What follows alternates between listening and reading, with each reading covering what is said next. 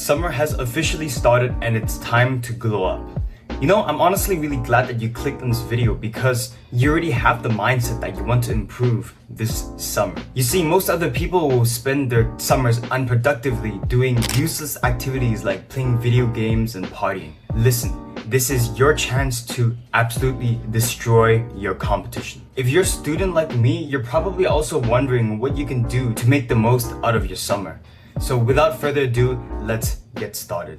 The first thing that you want to start doing is to read more books. And the reason for this is very simple. Books literally contain years of knowledge and experiences for many different people. By reading and digesting just a few books this summer, you'll be able to gain decades of wisdom. There's a reason why all the rich and successful people read books. If I had to recommend only a few books that have changed my life, it would be How to Win Friends and Influence People by Dale Carnegie, Can't Hurt Me by David Goggins, and Influence, The Psychology of Persuasion by Robert D. Cialdini. The second thing that you want to do is to get some hobbies. And not just any hobbies. You want to be well-rounded and choose a mix of different hobbies.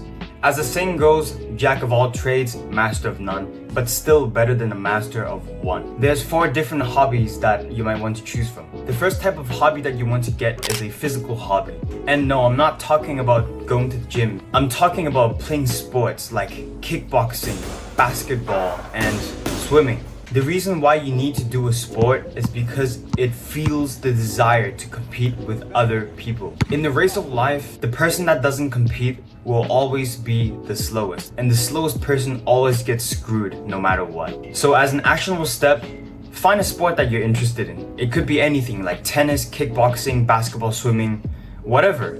And just enroll in a local gym near you. The second hobby that you want to get is a cognitive hobby that will stimulate your mind. I'm talking about playing chess, solving Rubik's cubes, solving programming puzzles, or even playing blackjack or poker. Basically, you want to do something that will train your mind. Personally, I'm going to be playing a lot more chess because honestly, my ego's kind of shit, and also because it trains my mind to visualize and plan things more effectively. Now, the third hobby that you want to get is a social hobby. This could be anything that gets you interacting with other people, like joining a club, participating in group activities, or just to meet up with your friends regularly. The reason why you need a social hobby is because humans are social creatures and we thrive on building relationships with other people. The way that I personally do this is I go to church every Sunday and just start talking to new people. Who knows, maybe you'll even get into a relationship that way. Now, the fourth hobby that you want to get is a creative hobby that will spark your imagination. I'm talking about learning an instrument,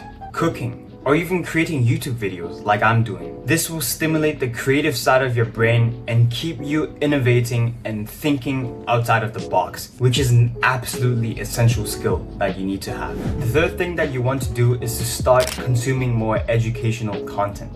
And I'm not talking about the short form brain rot content that you see on TikTok, Instagram, and YouTube Shorts. I'm talking about longer form content like YouTube videos and podcasts. These contain much more value than short form content. Personally, my favorite channels to watch are Andrew Huberman for biohacking and science-based tools, Alex Hormozy for anything business related, and Carl Ram for philosophy and health. But honestly guys, there's just so much free information out there with tons of value. And it's just up to you to go out there and find it. And guys, make sure to be actively taking notes when you're listening. Otherwise, you will just forget everything that you've learned. Lastly, try and get closer to God.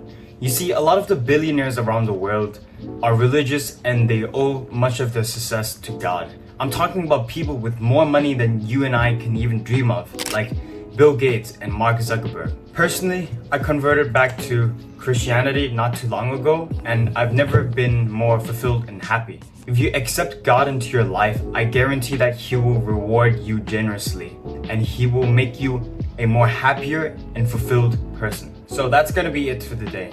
Thank you for watching this video, and may God guide us on the right path, and I'll see you in the next video.